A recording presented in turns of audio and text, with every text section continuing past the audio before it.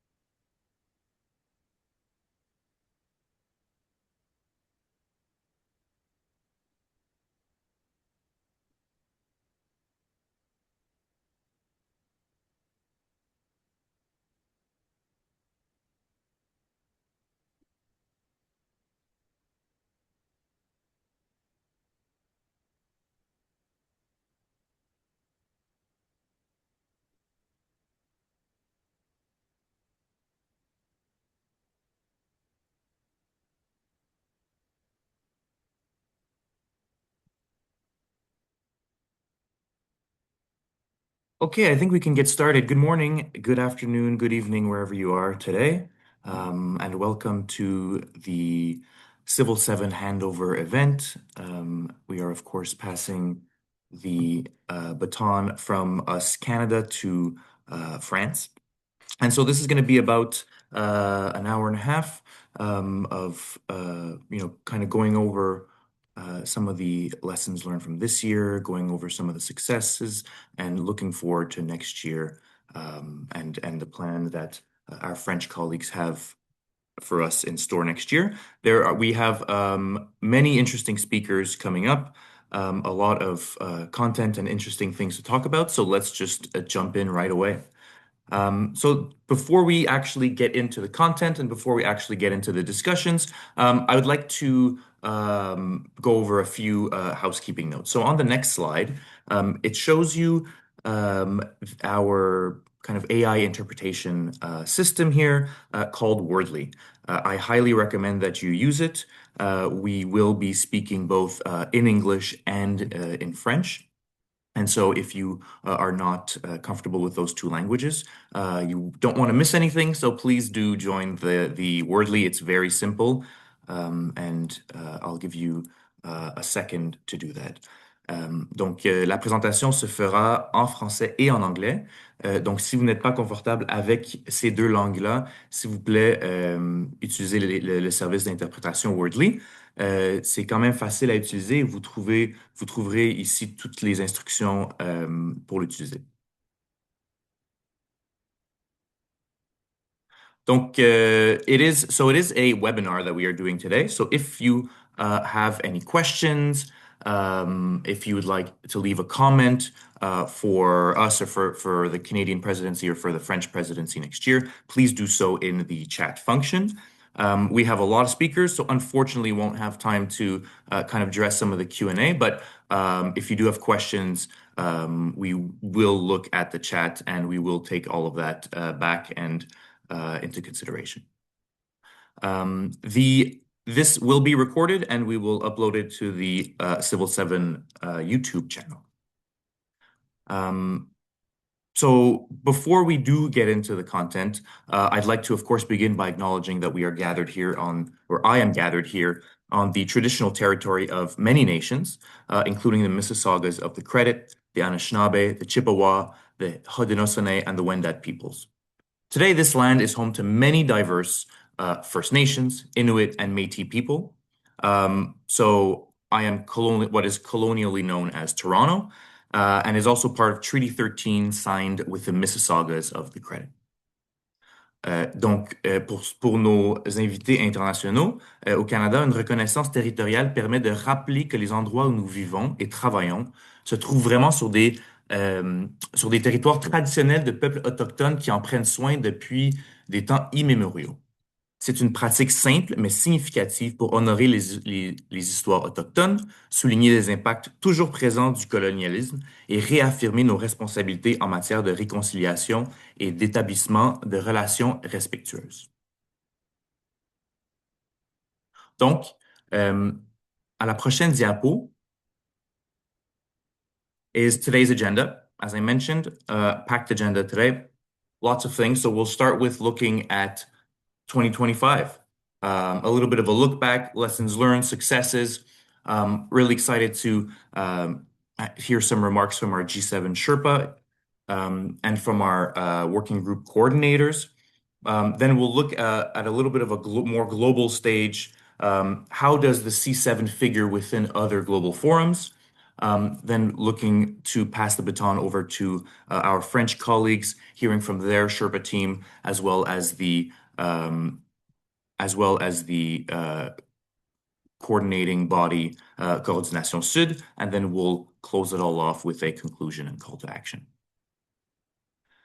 So this year, the Civil 7, one of the official G7 engagement groups, brought together hundreds of civil society organizations from across the world to offer clear, actionable recommendations to the G7 leaders.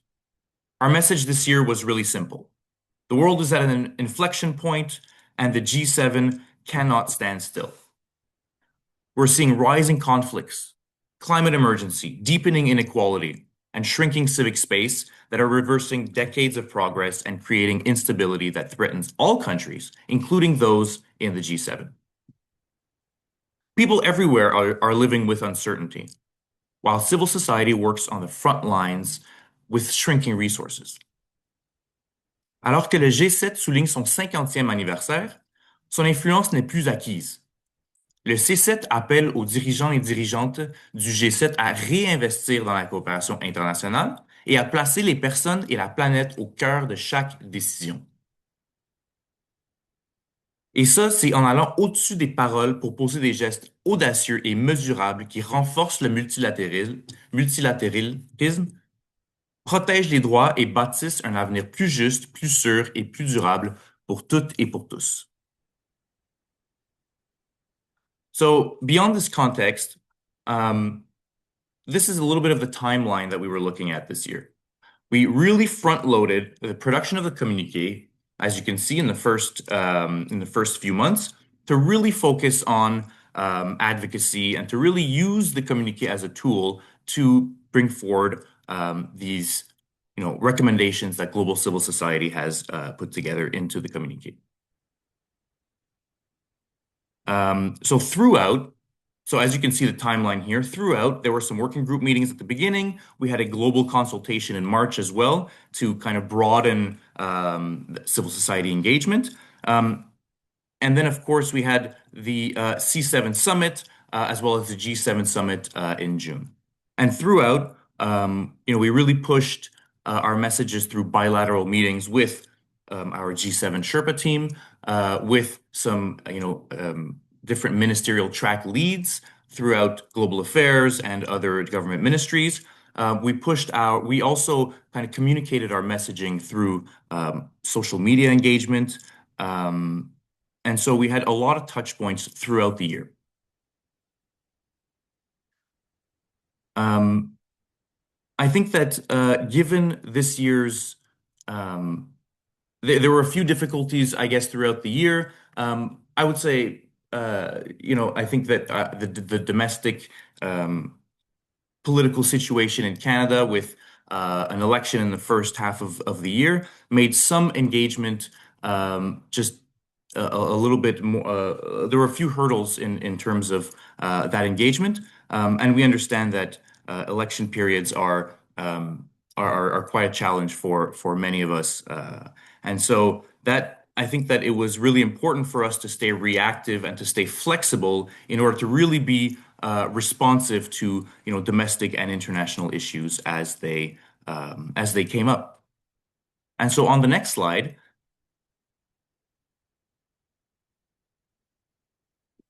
are our publications for this year. Donc notre principal outil de plaidoyer a été vraiment le communiqué, qui a été articulé autour de 4 thèmes. L'action humanitaire et la paix, la justice économique, le climat, l'énergie et l'environnement, et le développement durable. On avait aussi 3 enjeux transversaux qui étaient également intégrés, donc l'espace civique, le genre et la technologie. Nous avons aussi compté des contributions provenant de l'écosystème du C7 qui ont produit des documents d'orientation et des blogs sur divers sujets que vous pouvez voir ici. So I think that the lesson learned here with our communique was really, it was a lot of work to produce it at the beginning, but I think that having that advocacy tool ready early on in the year was something that was really useful and something that we really rallied. We were able to, global civil society was really able to rally around to, communicate our recommendations to decision makers in the G7. And of course, on the next slide, I think our main event from C7 was our summit in April. That was a moment for us to launch our communique, to present our recommendations to the government of Canada as well as the diplomatic community in Ottawa. And I think there was really good engagement. We had a lot of participants. It was, we had very rich discussions. The first half was, within civil society, but we also had these discussions with government representatives and the diplomatic community. So really thankful for everybody who engaged. And it was really a momentous occasion for us all. So you have heard from me for the last 15 minutes, and I think it's time for us to hear from one of our other wonderful speakers. And so to come provide some remarks on behalf of the Government of Canada, I would really like to welcome Cindy Turmor-Schuyzen, who is the Deputy Minister for the G7 Summit and personal representative of the Prime Minister for the G7 and G20 summits. Please come say a few words. The floor is yours. Well, thank you very much, Darren, and bonjour tout le monde. I will also start by doing a land acknowledgement that Darren explained very well. I'm joining you from the unceded territory of the Algonquin and Anishinaabe people, which is also known as Ottawa, Canada's capital city. So let me begin my remarks by saying how grateful we are to Cooperation Canada and to all C7 members and participants for your work this year. And I must say, I want to also warmly congratulate Cooperation Canada for your strong leadership and a very successful C7 presidency. I think you have brought an enormous amount of talent, knowledge, and expertise to discussions in the G7, C7 space. And Darren, as you said, you've put forward a lot of recommendations, whether it's on climate, economic justice, sovereign debt, humanitarian action, so many others. And I think these recommendations have really underscored the core priorities for discussion in many global fora, including the G7. And I think it's fair to say that the C7's work, including the insights that you shared at the C7 Summit, which I was very happy to have a chance to attend, helped inform our thinking as we developed the policy initiatives in the G7 space this year. They've also very much informed my conversations with counterparts and our briefings with our prime ministers, of which we had two during the course of our G7 presidency. And I think Darren described that domestic context very well. So let me say a few words about Canada's G7 presidency. I think it's fair to say, as Darren also said, this was a year defined by a certain level of uncertainty and complexity. The G7 is a group of democracies, and so there is the reality that occasionally elections will play a part in G7 presidencies, and this was no different this year. But I'm very proud of the outcomes that we have from the G7 this year, despite quite challenging circumstances. And I think it's also important to reflect on the fact that this was the 50th anniversary of the G7, and the fact that over 50 years, these countries have worked together to produce outcomes and results is very important. Now, as you know, Canada's G7 presidency was anchored in three core priorities: protecting our communities and the world, building energy security, and accelerating the digital transition, and securing the partnerships of the future. And practically, these priorities translated at the Kananaskis Summit into 6 action-oriented leader statements, which were endorsed by all G7 members at the summit. And let me just very quickly go through those as a reminder. Leaders agreed to a G7 critical minerals action plan to secure high standard critical mineral supply chains, drive investment, build emerging market and developing country capacity, and catalyze innovation and R&D.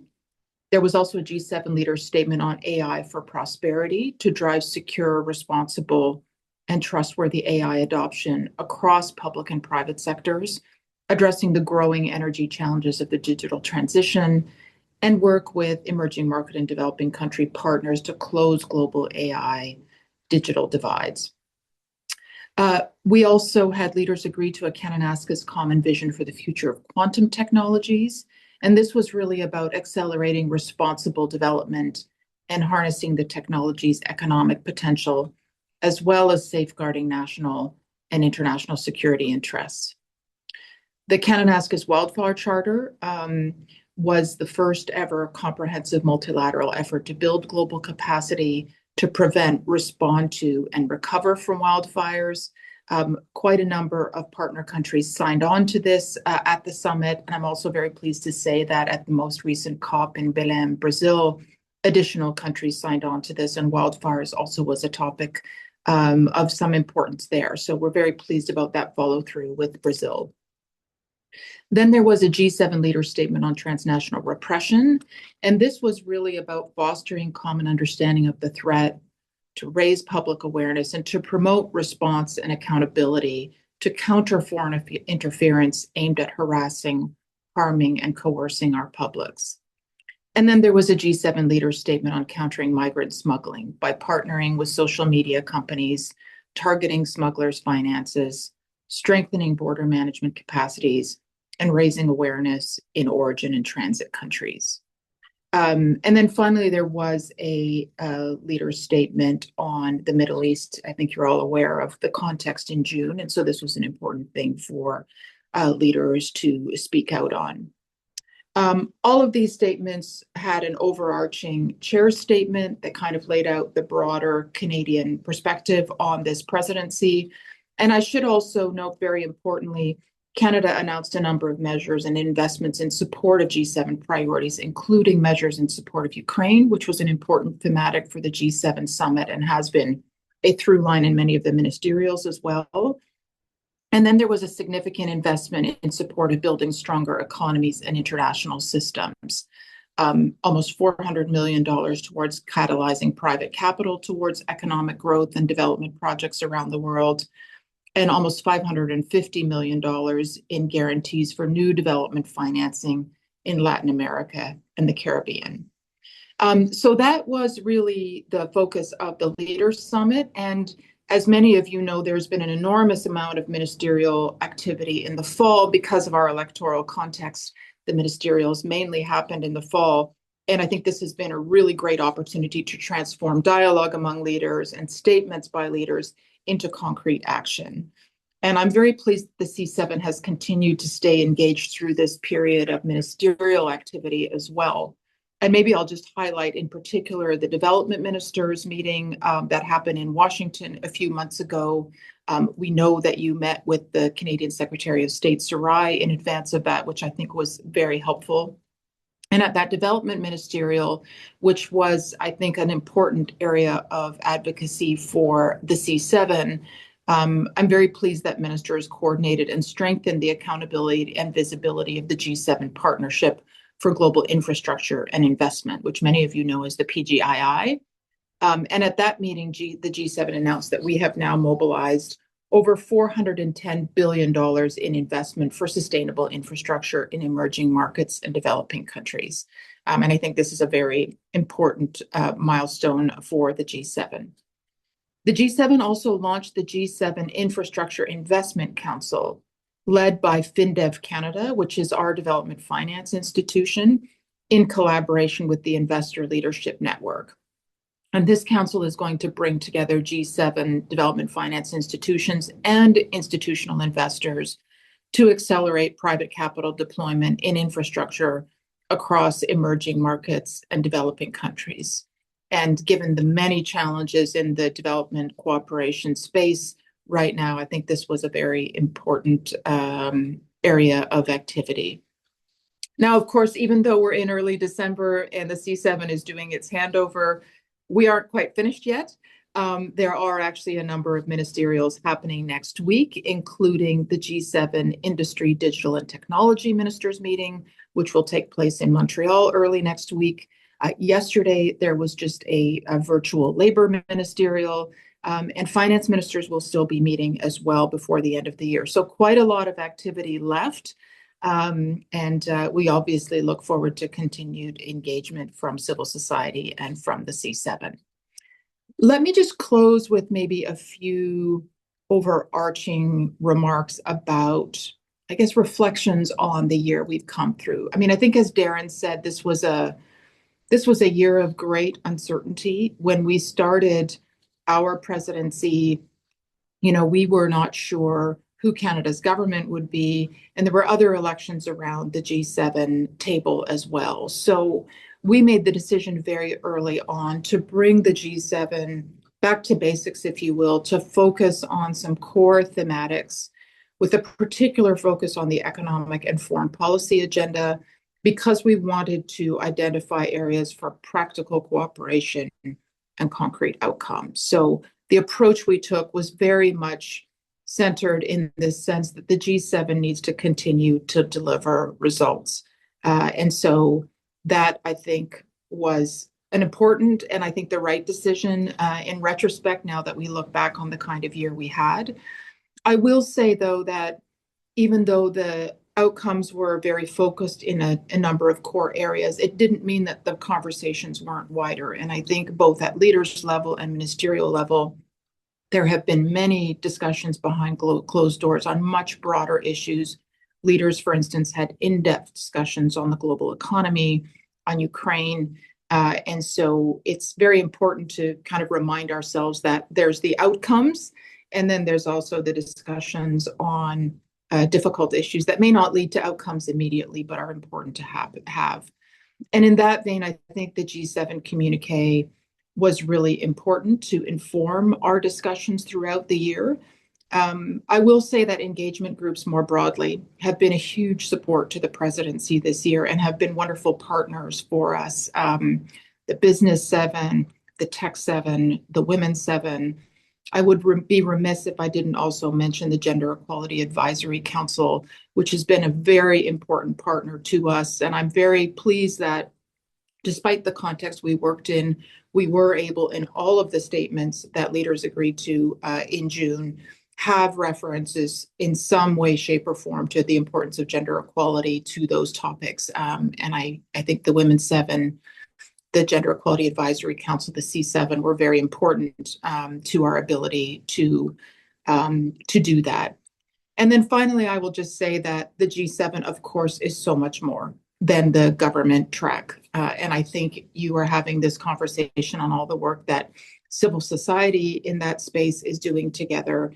But I think I certainly have gained an appreciation through this presidency of how rich and deep the conversations are at all level, across and outside government, and in government, even from the working group level, which is often officer level, right up to leaders. So thank you again for your contributions. I'm very pleased that there is this handover with France. Je veux remercier l'équipe française. Nous apprécions beaucoup la collaboration.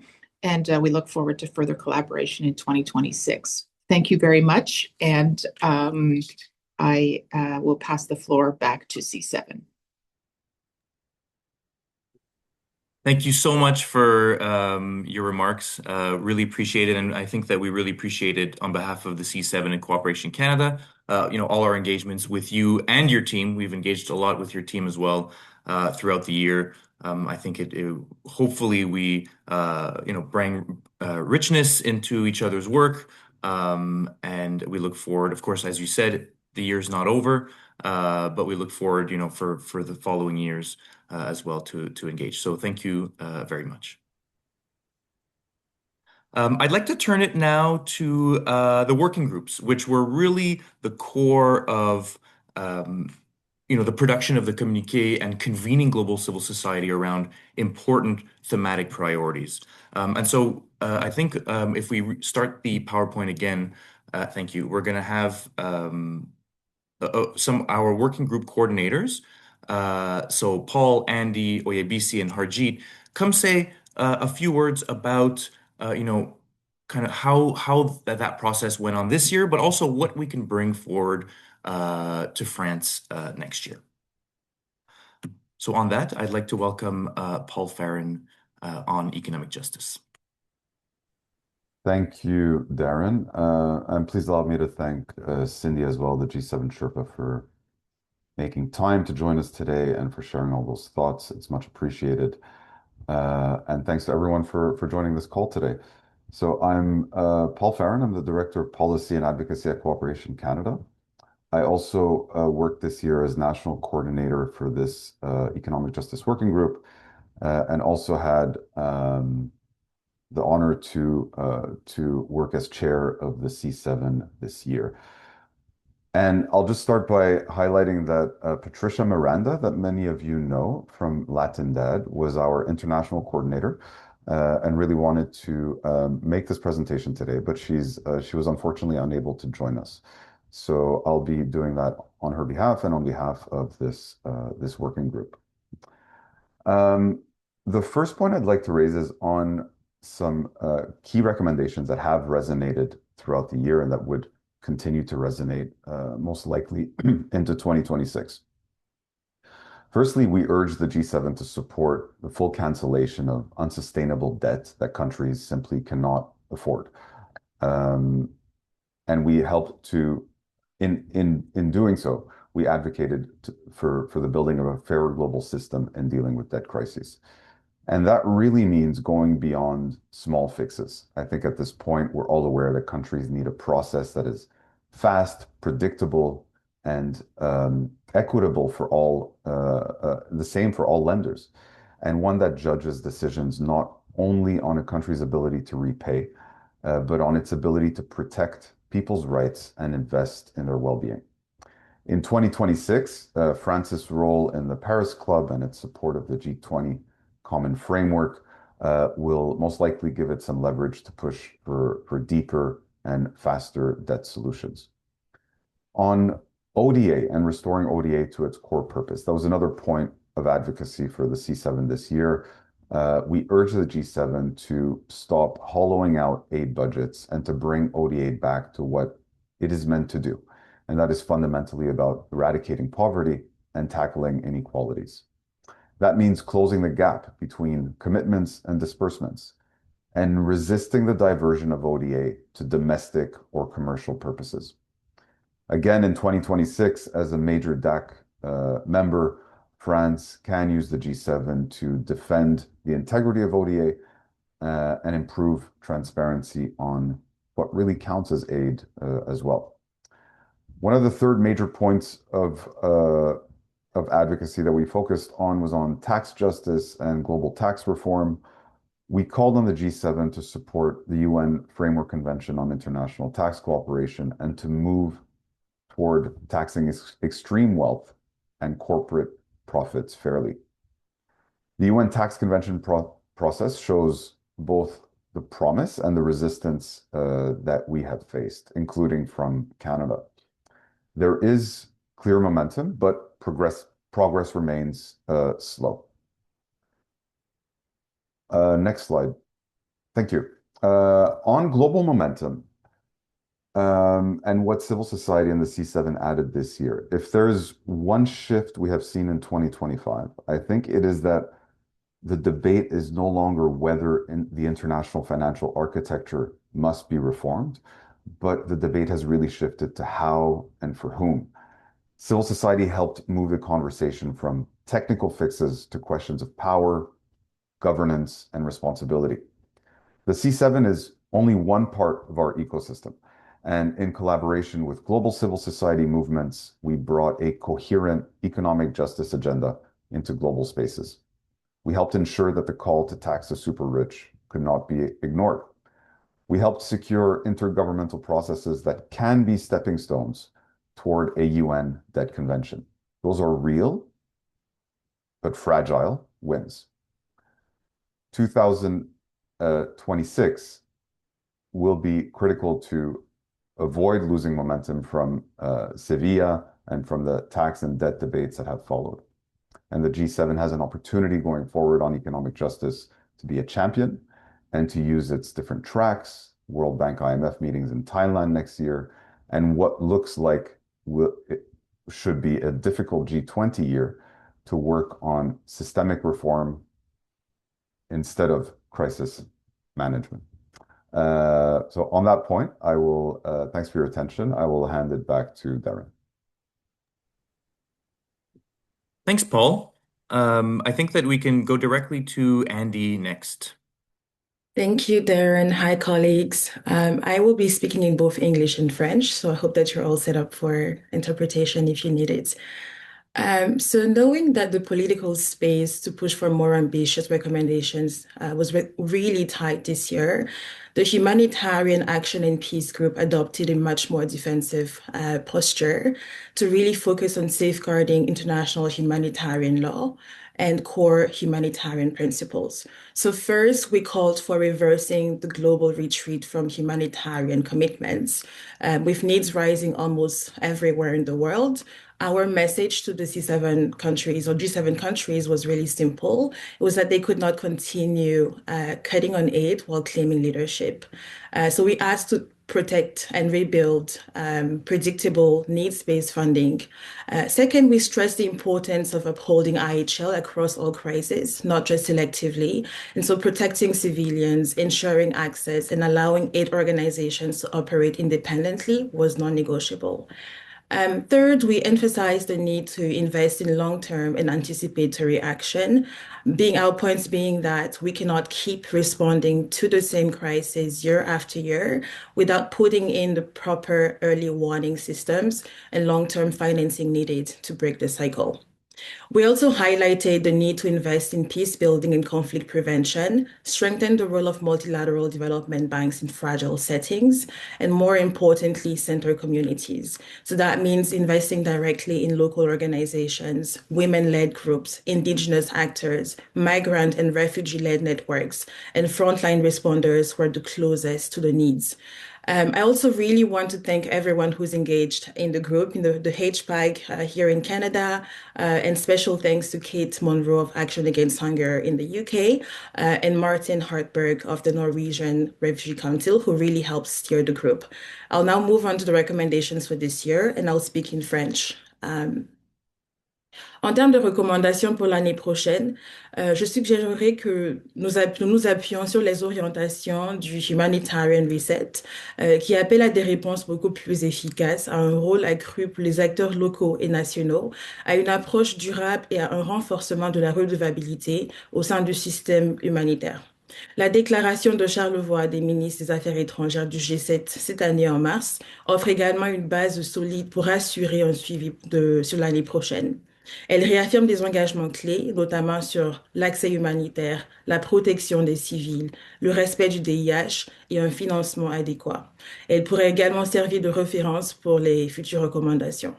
Donc, nous espérons que ces priorités-là, que ce soit rétablir le financement, défendre le DIH, investir dans le long terme, renforcer la consolidation de la paix et soutenir les acteurs locaux pourront être portés avec ambition l'année prochaine. Je vous remercie vivement et je passe la parole à Darren. Merci Andy et à Paul aussi pour ces recommandations et pour le suivi pour l'année prochaine aussi. Je pense que c'est important de faire le point là-dessus. Et puis, so the next, looking at sustainable development, I think our next colleague here, that working group coordinator colleague here, will be Oyebisi. Yes, thank you so much, Darren, and thanks to all civil society organizations that joined us in this working group. For us as a working group, we felt it is important that the C7 addresses issues around hunger because we believe it's a potential crisis that needs to be addressed, and that links to food justice, health, and child protection as well.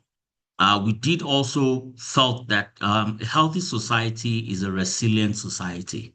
And within that context, we recommended that the C7 should strengthen health systems for equity and resilience as well. For us to be able to do this effectively as development actors, we felt that development cannot flourish where voices are silenced. And that shows the importance of protecting and promoting civic space. And we do have a recommendation on that, on the need to strengthen civic space for sustainable development. We did also recommended that there's a need for there to be the promotion and equitable access to information, knowledge, and digital resources. And we have this recommendation that we think should be brought forward within the conversations that will be happening next year. Of course, we would like to see the promotion of policies and technologies that help us to reduce food loss and also wastages as well.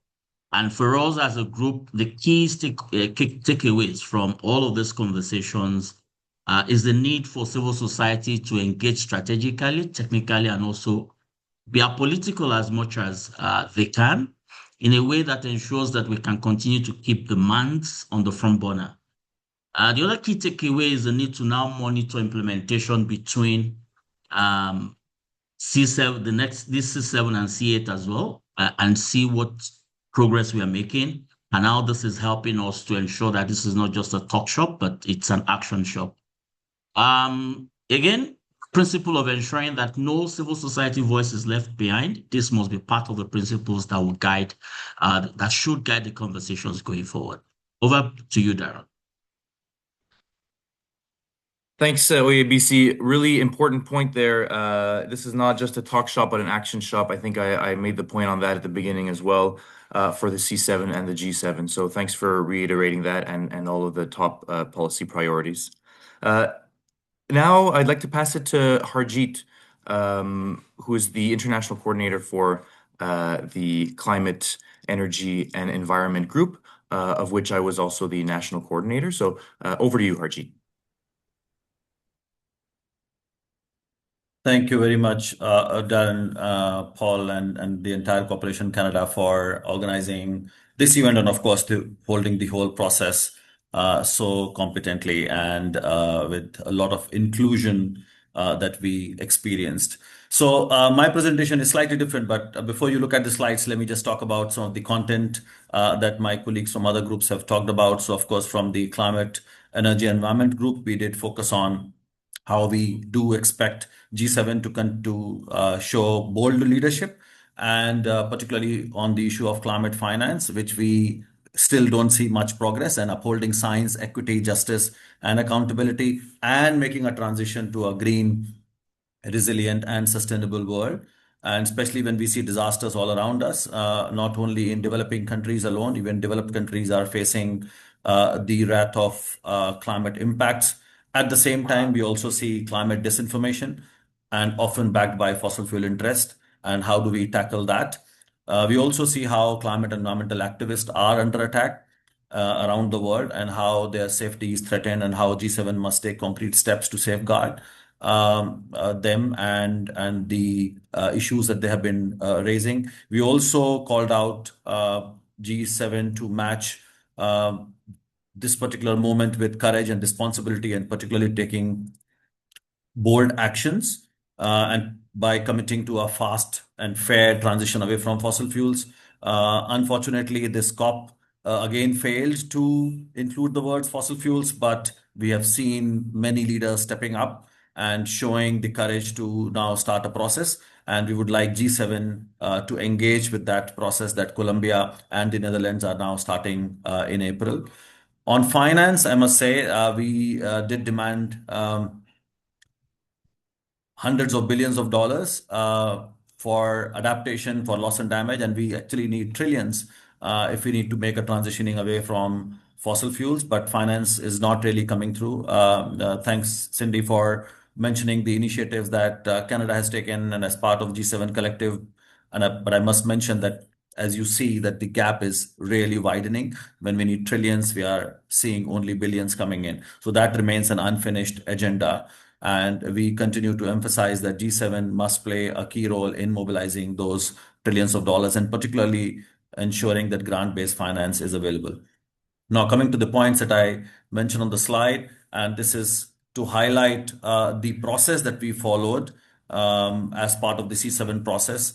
and really important that the new leadership at C7 now continues to make sure that we adopt the perspective and approach of inclusion and impact. We know that what G7 does has an impact not only in G7 countries but but in the rest of the world. So how do we craft recommendations which have more impact globally and not only looking at G7 countries and the relevance? And again, thank you to Corporation Canada for making sure that the inclusion was adopted as part of the whole process. Maintaining North-South balance, again, for me to get involved and seeing so many Global South leaders engaging with this process. In my case, this is the third engagement as international coordinator after Germany, Japan, and now Canada. So it really shows how important it is to make sure that the voices of the Global South are engaged so that we can influence the G7 leadership. And the final point is about the process continuity, not just about engaging in the run-up to the summit, but also during and after. And I must say that Corporation Canada did play that role to make sure that we have a sustained influence over G7. Thank you very much. Back to you, Darren. Thank you so much, Harjeet. Yeah, and I think that process continuity is a piece that you mentioned there is really key, and I think OABC also mentioned that. But so thank you very much to all the coordinators for kind of going into some of the policy recommendations, the important ones, and what we can pass on to our French colleagues. One of the objectives that we had laid out at the beginning of this year's C7 was to really ensure alignment with broader international cooperation agenda and with other kind of multilateral forums. And so for this reason, I'd like to invite to the floor Anselmo to come and say a few words about, on behalf of Global Summit Watch, how the C7 figures within the space of the multitude of global kind of forums that we are seeing this year. So Anselmo, over to you.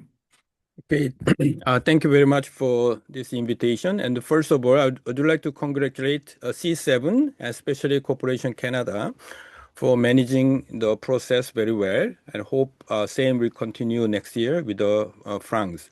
I'm Anselmo Lee from South Korea. I'm one of the global co-conveners of Global Summit Watch, which was born 2 years ago, and with the Aoi, Hurimuch from Janik, and Enrique from Brazil. We are managing this voluntary, next slide please, the loose international network of individuals and CSOs engaged not only G7, but also BRICS and G20, and also the UN summits and conference. So we are trying to promote consultation and update, and also the knowledge sharing. And many of the C7 members are part of this the process. Okay, next slide. So I want to share with you some perspective and also my own observation from the perspective beyond the C7, G7. As you see, G7 is a part of, G7 countries are part of G20 today. And also G20, as you know, this is a common platform between the G7 and BRICS. And also in between, we have a MICTA, the so-called middle power diplomacy platform, and also other countries. And since BRICS expanded, now they have 10. It's very complicated now. And also Africa Union is a part of G20. As you see, this geopolitical configuration taking place the last few years, also great opportunity at the same time, challenge for many CSO engagement. Next slide, please. So this is a schedule. I hope this is useful for your planning 2026. So the first, as usual, always the summit is a G7. It will be France. And then second one, usually July, the BRICS, and then usually G20 and November. So this is the order. And then next year will be the USA. This the G20 summit of second cycle. We just completed the summit of the first cycle of G20 in South Africa. Unfortunately, many head of state didn't come, no USA, and also of course Russia and others. And also we had a social summit this year, but next year there's no summit UN, but there's very important the process, which is election of new Secretary General. And Antonio Guterres is coming to an end of the next year. So there will be elections. There's a lot of campaign among CSO to elect the first woman Secretary General, but I'm not sure whether we can make it, And also COP will go to Western Europe. So now Australia as chair, and then the venue will be Turkey. So these are the 5 important meetings next year. But as you see, a lot of agenda overlapping, So many of the issues, G20 now, G7 and BRICS, of course, from different perspective. And also, as we 2027, we have a UK, South Korea. My country will host the G20 28, and then G7, US and UK, Germany, Japan. This is order. And within UN, there's a SDG Summit 2027, and also 2028. This is a +4 Summit of the Future, and then 2030. This is the roadmap from 25 to 30. And many of the summit, including G7, they are all talking about SDG and some of the UN agenda. I think it's important for us to understand how this is interplayed, interconnected, different agenda and the different summit. That's why I prepared this one to help us to understand this complexity and also better planning together. Next slide, please. So this is a map. Okay, in the middle, you will see the major UN agenda, UN processes, and then top, again, UN Secretary General and Summit of UN Summit, and the bottom, G7, BRICS, and G20. And also in between, there's a civil society process, International Civil Society Week by the Civicus, and World Social Forum next year will be in Benin, Africa. So these are of course, we are not attending all these meetings, but I think it's important for us to know who is doing what and where we can work together, just for information. Next slide. This will be the last one. Oh, no, we have a few more. So this is a comparative overview of G7, G20, BRICS, and MICTA. For those who are not familiar with, this is some membership, and this is when they started and nature. And I don't want to go into detail. You can read your own eyes. So basically, geopolitically, G7 has been traditionally leading the global power up to 90s, but now we have a G20 and BRICS and also middle power MICTA. So they play their own role in globally, and also, but the next slide, please. Civil society, we are not that well organized, So this also shows the CSO engagement mechanism in the 3 summits and the MICTA. And then G7, of course, well established relatively, C7 and altogether 7. But G20, as you know, so now 13. Every year, the host country create 1 or 2. So C20 is one of the earliest one, but now 13. And civil society, they finally, Brazil, the Civil BRICS Council officially, but it is very much state control, as you know. MICTA, there's no formal CS platform. So depending on the summit, and then we can see the differences in terms of CSO engagement and also level of institutionalization and openness to CS, independent CS. Especially BRICS, I'm really concerned about this BRICS civic society engagement because they are not really engaging with us. With us means those who engage the G7 and G20, and they have their own track. And somehow we need to build a bridge between the CSO engaging the BRICS and all G7 and G20 so that we can have a more holistic approach and also the position on key issues. Next slide. So this is a comparison again, CSO engagement. And C7 is very high, in terms of openness to CSO, and G20 medium, and BRICS very low, and MICTA and medium, That's why we have so much to learn from C7 process. In fact, I myself was invited by the Canada's civil society, that time it was not Corporation Canada, to the C7 meeting in Canada 2010. And 2010, because South Korea hosts a G20 summit. That's why I learned so much from C7 process in 2010. And with that, I was able to organize the civil G20 dialogue with the Sherpa, So I think they're very good transition. And we hope we can do similar way with the BRICS and MICTA and others so that we can have a more coherent the strategies about the civics engagement with those global processes. Lastly, I want to make the message. In conclusion, the last slide, please. So why is important? I think it is a strategic imperative. The global problems are systematic, interconnected, as we all know, and global summit and governance structure remain fragmented, with the geopolitical bloc competing against one another, BRICS and G7 and others. And while states coordinate their powers globally, and CSO lack coordination and are shrinking in influence. So this geopolitical polarization demands unified civil society action on key common issues. The different summits offer distinct leverage points, and coordinated CSO can shape coherent global narrative and policy discourses more effectively. Collective advocacy can better protect civic space, both nationally and internationally. So cross-CSO platform monitoring across C7, C20, and other engagement groups strengthen accountability, while collaboration reduces duplication and increase impact. Ultimately, a coordinated CS ecosystem builds greater global influence. Therefore, to defend democracy, advance develop justice, protect civic space, and confront planetary crises, CS must act as a coherent, globally networked force, engaging all major summits and processes simultaneously and strategically from 2006, with France as a C7 leader. Thank you for your attention. Thank you so much, Anselmo. Really a wealth of knowledge there, and a lot of experience around all these multilateral forums. We will make available all of these slides to you, I think, and you'll be able to kind of look into those grids that maybe we didn't have a lot of time to go over. So thank you once again, Anselmo, and to all of the speakers on the Canadian side. C'est maintenant le temps de passer le bâton à nos collègues en France. Donc, j'aimerais inviter Élodie Barallon de venir dire quelques propos pour la France. Thank you so much, Darren. I hope everyone hears me well. Thank you so much for everyone getting up early or staying very late tonight to listen to us.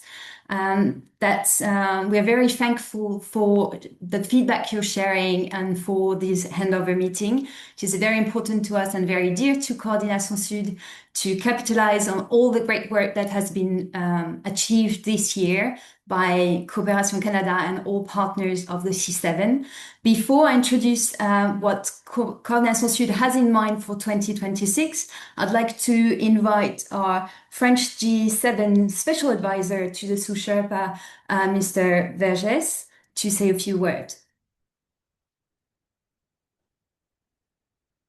Thank you very much. Thank you all. Merci, I should say, for all of the work that has been done this year, and those great presentation were very, very much insightful indeed. And also thank you for giving me the opportunity to address you today and present you a bit ahead of our presidency, the work that we have planned.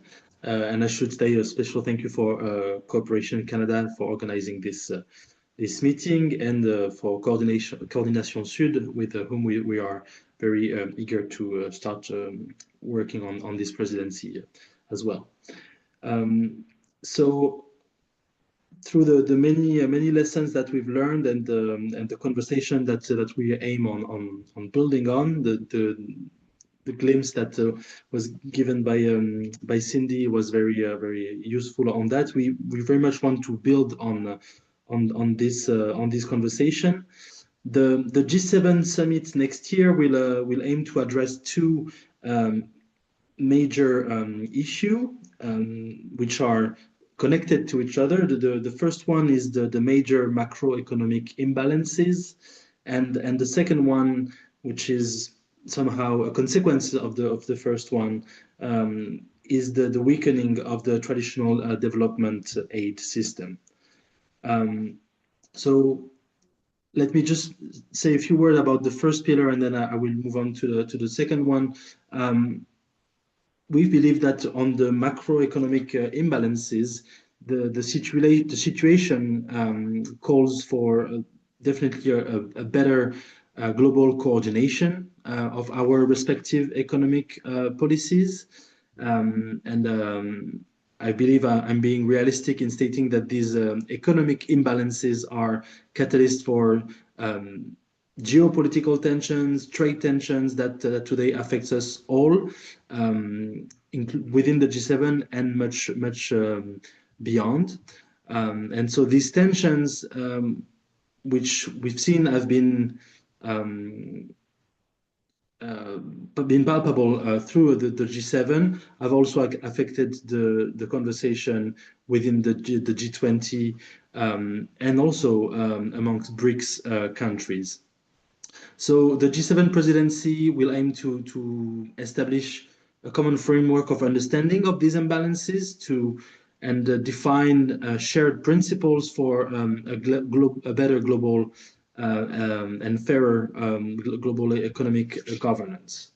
Moving on to the second pillar of the work that lies ahead of the Evian summit in June, regarding the weakening of the traditional development aid system. The current development policies are showing signs of exhaustion and are no longer suited to the new economic order that we live in.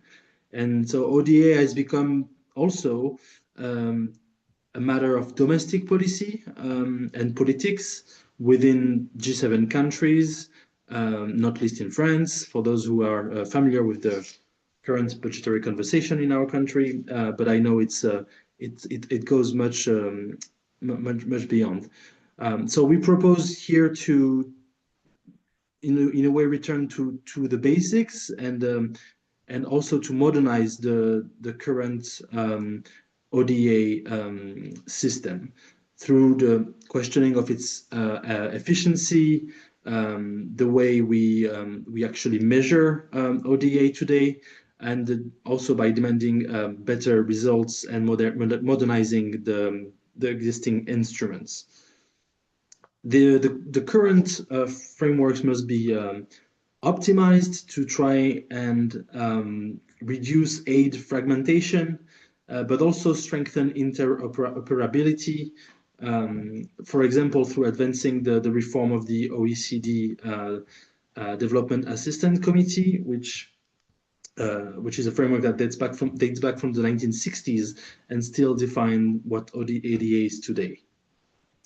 We believe that G7 has a collective interest to aim for impact and sustainability through also the responsible debt management and increased mobilization of domestic resources to strengthen the resilience of partner countries. A greater effort is also needed to mobilize private capital with financing from multilateral development banks, and this has been a long-standing difficulty in development policies. France is convinced that the G7 alone will not be able to have a sufficient, will not be sufficient to have a relevant conversation on all of these topics. And so it is expected that we will involve non-G7 partners in the conversation and in the works ahead of the summit, not only at the summit. And in particular, we will try to engage with emerging economies in order to address this topic in the most relevant format that would be in accordance with today's international dynamics. Some of the major emerging economies actually contribute to the global imbalances that I was describing, and so they must also be part of the solution. That is our strong belief, and so we will. I mean, we must not underestimate the challenges that this situation creates for them, and we believe that we are in a better position to provide solutions if everybody is around this table. So we will go beyond the G7 format on some of this conversation, but we will also keep the G7 only format to address some of these topics where we think we can achieve best results, whether it is on the interior affairs or some of the digital issues, or on foreign affairs. Our work will be based on a limited number of ministerial tracks, and obviously the supporting for the summit. We basically want to, in a way, do the follow-up of the work that Cindy has described, getting back to the spirit of the original G7, 50 years after its creation. And we will also aim at coordinating the best way we can with the US G20 presidency. This coordination will indeed be key. As we know, the G7 their G7 will focus on growth, deregulation, access to energy, innovation, and trade. And so finding complementary approaches will be of utmost importance. In addition, so I mentioned the ministerial tracks and the summit. France will host several key events which are aligned with the G7 presidency next year, including the One Health Summit, which will be in April, and a summit with African partners, which will be taking place in May. Regarding the role of engagement groups, I would strongly agree with what Cindy has said. They are indeed a great added value for the G7, and so we definitely intend to work with all of them to engage and learn from their recommendation. The success of the G7 depends, we believe, on the mobilization of all stakeholders, including the civil society, and so we are very grateful that Coordination Sud takes the lead for the next French Civil7.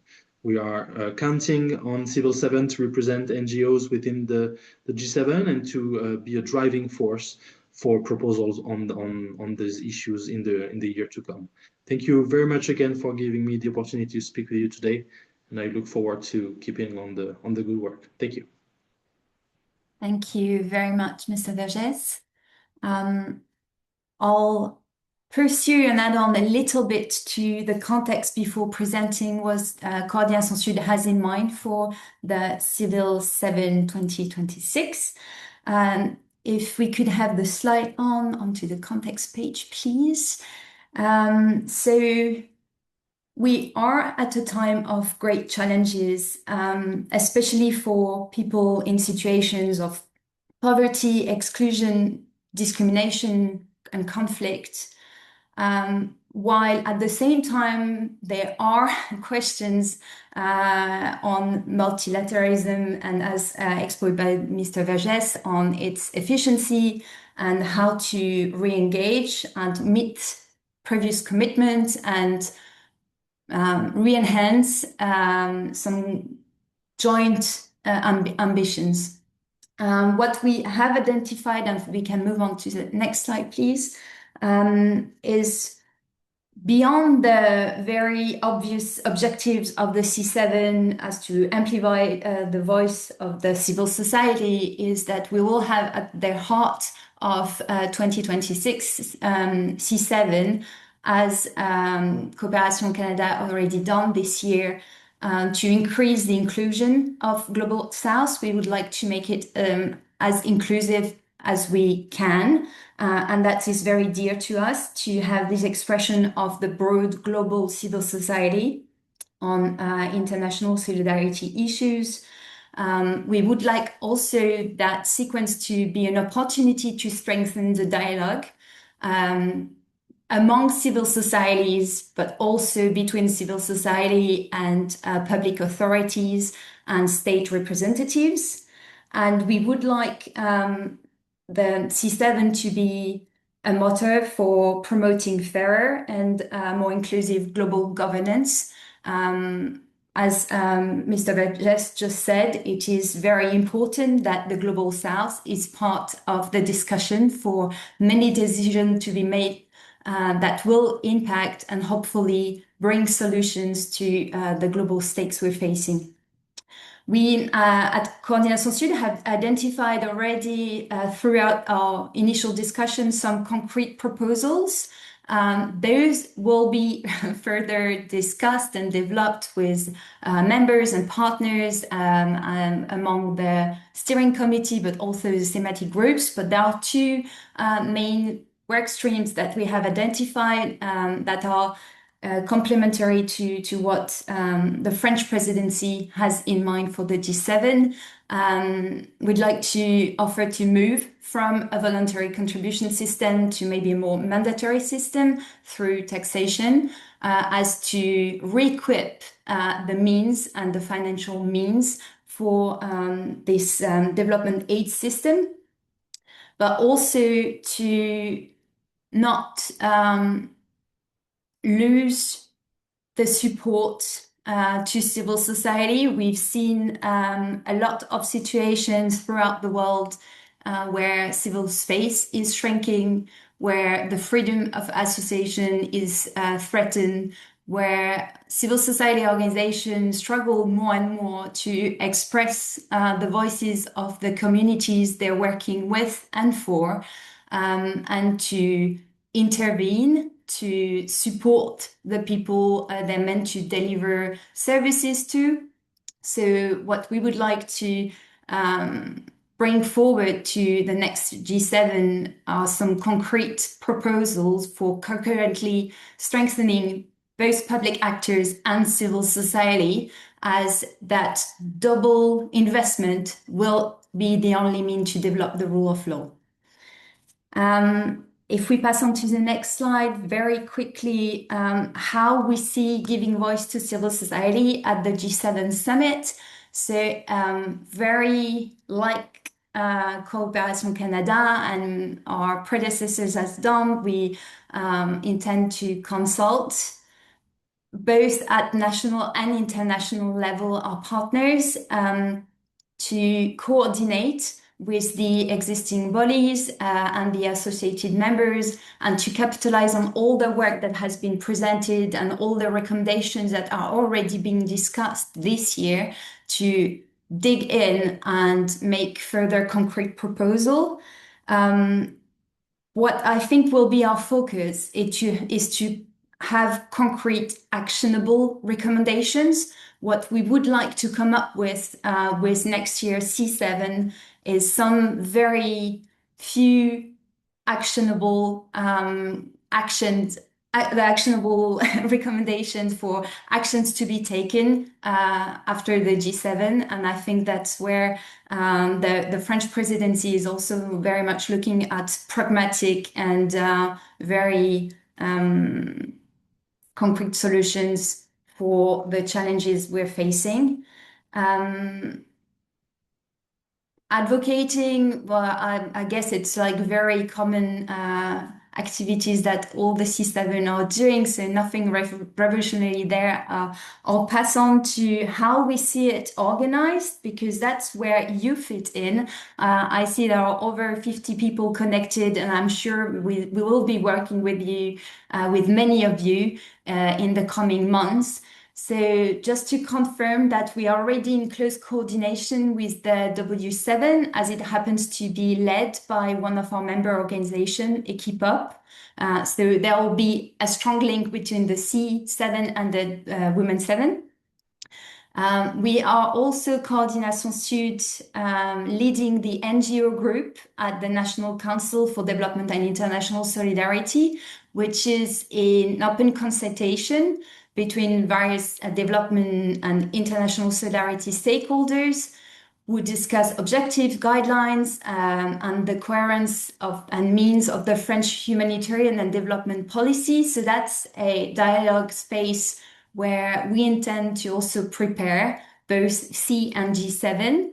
And then we offer to chair two main committees, the C7 steering committee that Coopération Canada had been animating this year, and we'd like to take over because it's very important for the participants from both G7 countries and other countries associated to that committee to give their input on an insight on global strategic orientation and to keep it as a coordination body, but also to have a more national steering committee that will be a bit more hands-on on the operational planning, and it will be composed by civil society representatives from organizations and networks based or active in France.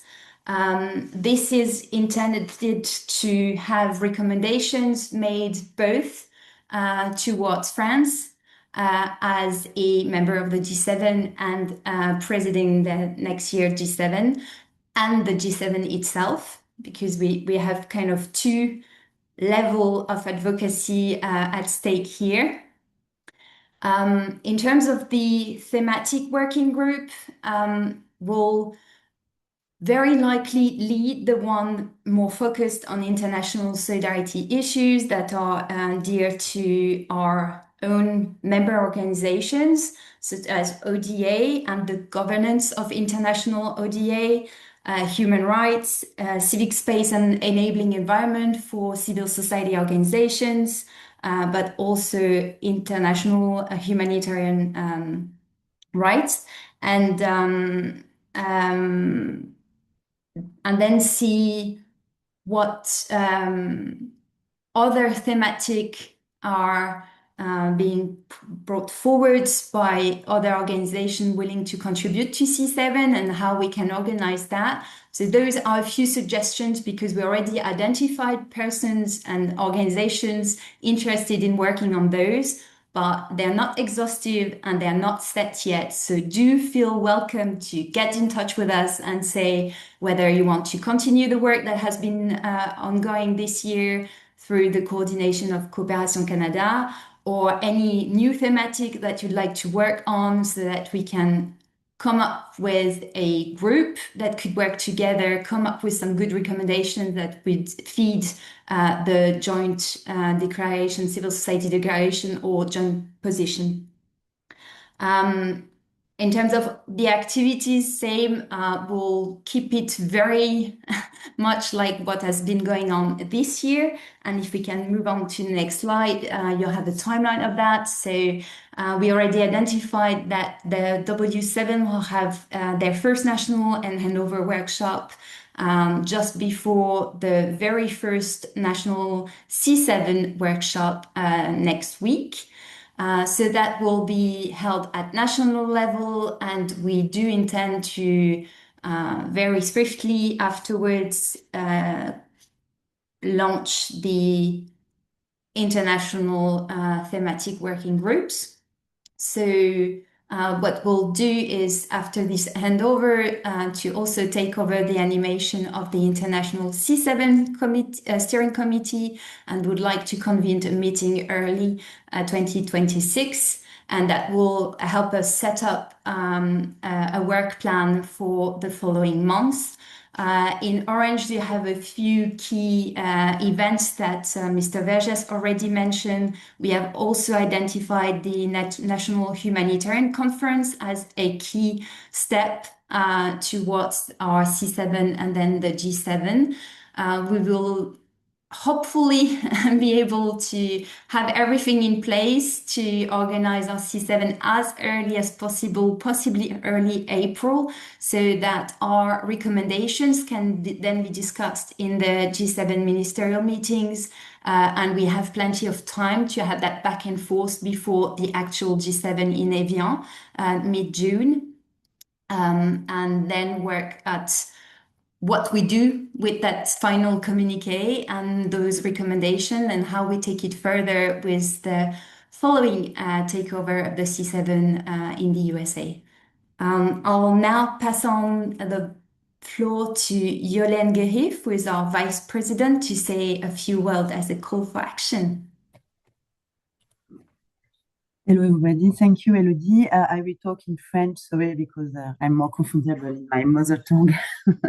Je voulais vous remercier toutes et tous d'être là aujourd'hui. Je vois qu'on est presque 80 réunis autour de cette visioconférence. Donc merci beaucoup pour cette journée qui marque la passation entre la société civile canadienne et la société civile française. Coordination Sud, c'est 180 ONG françaises qui toutes ont pour pratique et habitude de travailler avec des organisations de la société civile des Suds.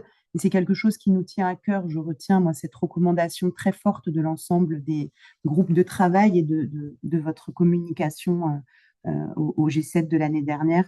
Et c'est quelque chose qui nous tient à cœur. Donc, cet événement que nous allons co-organiser avec vous va aussi nous permettre de progresser en ce sens. Donc, je m'en réjouis.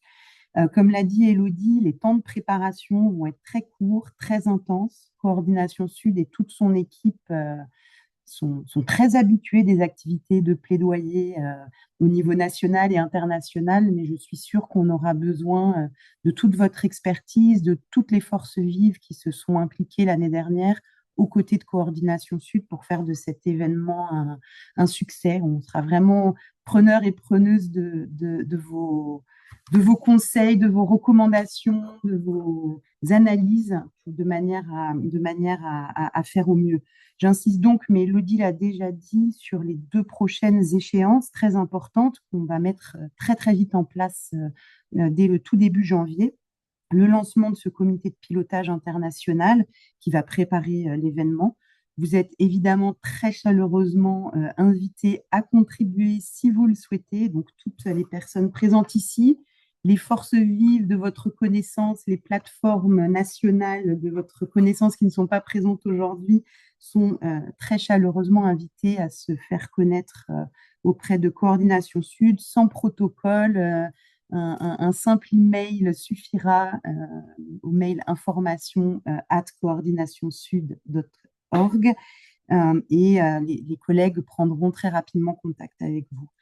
L'autre échéance importante et sur laquelle on compte sur vous, c'est le lancement de ces groupes de travail. Donc à partir des échanges qu'on aura et dans nos collectifs dès le mois de décembre, on organise un premier temps de débat au sein du collectif français.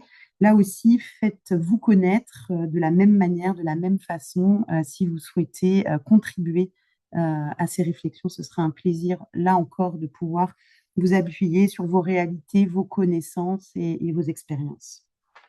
Pour nous, votre implication à toutes et à tous, elle est essentielle. Voilà, moi, je me réjouis de voir un tel dynamisme de la société civile dans des moments où, vous l'avez dit, hein, les enjeux climatiques, démocratiques, économiques, sociaux, ils sont immenses à un moment où notre monde n'a jamais connu autant de guerres, de crises et où il est difficile pour notre société civile de se faire entendre. Voilà le mot que je voulais vous dire et vous assurer de tout notre engagement, l'ensemble des membres de Coordination Sud et son conseil d'administration pour faire de cet événement un succès. Et je remercie Monsieur Vergès pour ses mots et puis pour l'accueil qu'il nous réservera pour qu'on puisse préparer ensemble au mieux cet événement avec le Sherpa et le sous-Sherpa de la France. Merci beaucoup.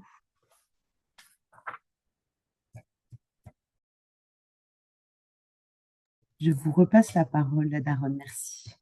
Merci beaucoup à Yolène, Elodie et Monsieur Vergès. Thank you so much, and I really appreciate also your openness to listen to civil society and to take part in this important process.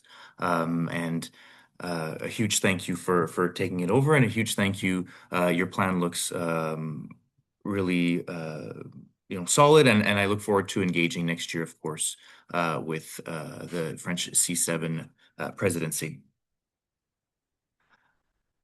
I'd like to pass it over to my colleague Maiwand, who is the CEO of Resilient Societies, to talk to us a little bit about another important civil society gathering in 2026. And if we could just put up his slide as well, that would be really great. Hello. Good morning, good afternoon.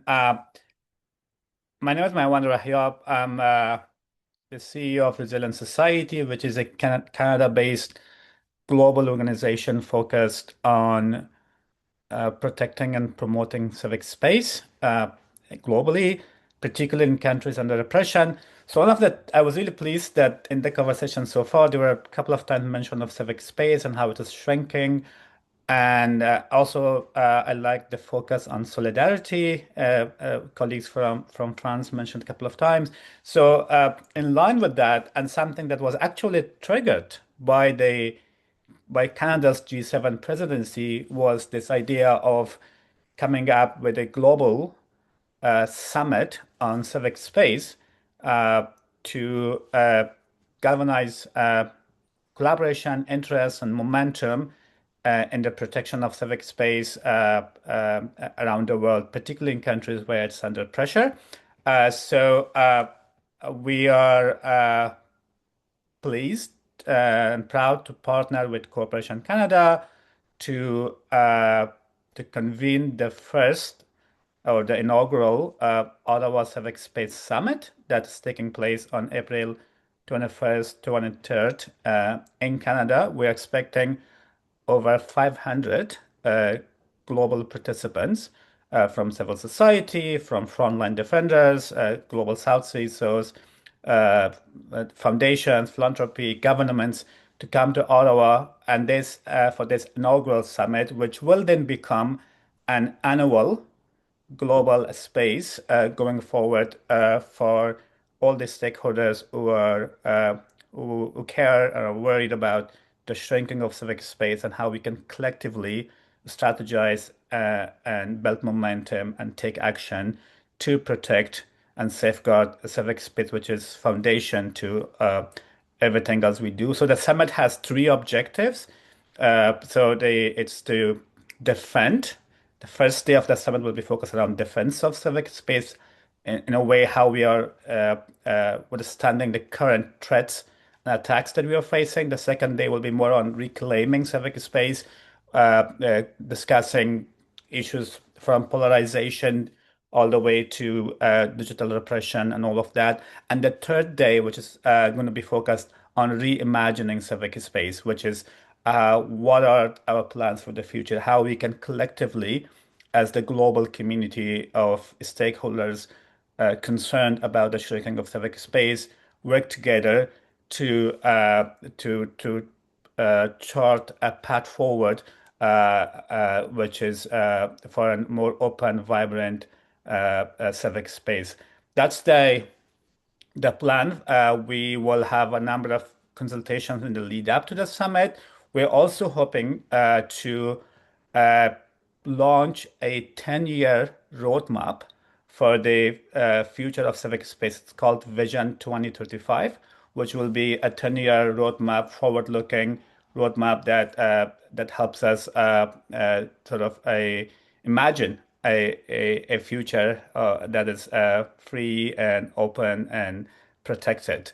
So that's the plan for the Civic Space Summit. We look forward to engaging with all of you in the lead up to the summit in the next few months, and also given how closely the timing aligns with some of the activities that are taking place in France, we would love to have find opportunities to collaborate and making sure that we are reinforcing the messages that is coming out of this exercise, but also the messages and advocacy action points that will come out of the all the collaborations and exercises that will take place in France, so that there is we all advocating for similar messages and actions, and also was very pleased to see that there's focus on more pragmatic, action-oriented advocacy, something that we look forward to engaging with all of you on that.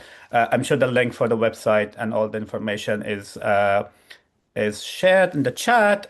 Registration is now open. It was open on December 1, and we look forward to, and there's a partnership package there as well that we can, we look forward to discussing with those interested in collaborating. Thank you very much.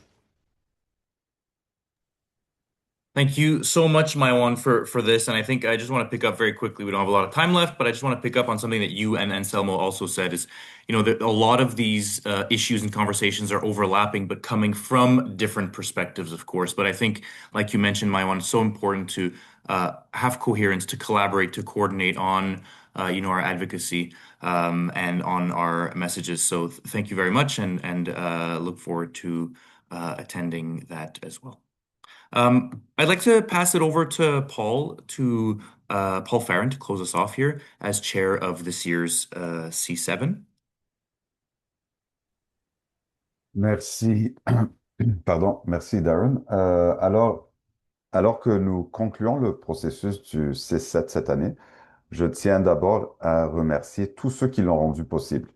À nos homologues gouvernementaux des pays du G7, à toute l'équipe d'Affaires mondiales Canada pour l'engagement au cours de cette année et la présence aujourd'hui. Surtout aux partenaires de la société civile, aux réseaux, aux groupes féministes, aux acteurs de développement durable, développement et d'action humanitaire. Merci pour l'engagement, l'expertise, la solidarité, et ce, dans les 4 coins du monde. Nos membres du comité directeur du C7, je tiens à souligner leur participation cette année, ainsi que les coordonnateurs et coordonnatrices des groupes de travail. Et toutes les personnes participantes méritent la reconnaissance pour avoir soutenu cet espace avec dévouement et bienveillance. Cette année nous a rappelé quelque chose d'essentiel. Même dans un monde fragmenté, la société civile demeure une force nécessaire pour la coopération mondiale. Au sein du C7 et à travers les réseaux mondiaux de la société civile, nous avons élaboré des positions communes sur des enjeux profondément interconnectés. Nous avons mis de l'avant des solutions ancrées dans les droits de la personne, l'égalité des genres, l'équité et une vision du multilatéralisme au service des populations. But we all know the challenges ahead are enormous. As we move into 2026, the world is facing many challenges, many of which have been raised in conversations today. And trust in institutions, including the G7, is low. And our international systems are under heavy strain. And of course, we're all aware that needs are rising much faster than political will or resources that are made available. This means that the C7 and other platforms for civil society, for global cooperation, are more important than ever. And there have been a number of topics raised today, many of which will demand our collective attention, including issues of rebuilding meaningful international cooperation, protecting and expanding civic space, as Maywand just spoke about, delivering on climate commitments, strengthening peace and security, shaping fair and inclusive digital governance, and of course, defending gender equality and human rights. So to our French colleagues, thank you for taking over. We're with deep gratitude that we hand over the C7. You are taking over at a pivotal moment, and the agenda is demanding, but the opportunity for leadership is real. We stand ready as Cooperation Canada to continue to support and engage in this process, and with strong, deeper engagement with global South partners and continued unity across our networks. I do believe that the C7 can continue to contribute to global justice. So as we hand over, finally, just to offer another word of deep gratitude to all of you for building momentum, for contributing to building strong partnerships, and for this shared commitment we all hold for a more peaceful, fair, and sustainable world. Thank you very much, and back to you, Darren. Thank you, Paul. Yolène, est-ce que vous aimeriez dire quelques mots juste pour tout clôturer? Peut-être un mot, oui, Darren, un mot pour toutes et tous. C'est un honneur de prendre ce relais. C'est aussi une immense responsabilité pour faire au moins aussi bien que vous en termes d'écoute au plus haut niveau des recommandations de la société civile. On sait que c'est pas simple par les temps qui courent. Aussi bien en termes d'inclusion et en termes vous avez réussi à balayer absolument tous les enjeux auxquels les sociétés civiles du monde sont confrontées. Voilà, je ne doute pas Coordination Sud, son secrétariat et tous nos membres vont s'impliquer pour être à la hauteur. On compte beaucoup aussi sur notre gouvernement pour pouvoir construire ce C7 de la manière la plus constructive possible pour pouvoir être effectivement entendu et dialoguer avec les dirigeants du G7. On croit aussi très fortement à Coordination Sud que c'est le dialogue qui va nous permettre de sortir de la situation dans laquelle on est aujourd'hui. Vous avez eu la lourde tâche de précéder une situation inédite où l'aide publique au développement décroît, voilà, a décru à une vitesse à laquelle on ne s'attendait pas. Donc, après la sidération, il va falloir qu'on puisse construire des propositions pour pouvoir effectivement sortir par le haut pour les populations avec lesquelles on travaille, pour les populations qui attendent aussi de leur société civile des réponses adaptées. Voilà, donc je ne doute pas qu'on sera à la hauteur, je l'espère, je compte encore une fois sur vous toutes et tous pour nous accompagner dans cette aventure. Et voilà, je ne doute pas que ce sera un succès. Donc, merci à toutes et à tous pour ce passage de main et pour vos conseils et recommandations. So thank you very much to everybody, to Coordination Sud, to French Sherpa, Canadian Sherpa, all the working group coordinators and everybody for today's event. Stay engaged, stay on top of what's coming out of the C7 next year. You have, the different social media handles. Civil7.org will continue as well. As much as possible, I would like to see many of you there next year engaging in this process as well. So this ends our handover event. Thank you very much to everybody once again, and have a great rest of your day. Merci beaucoup. Merci.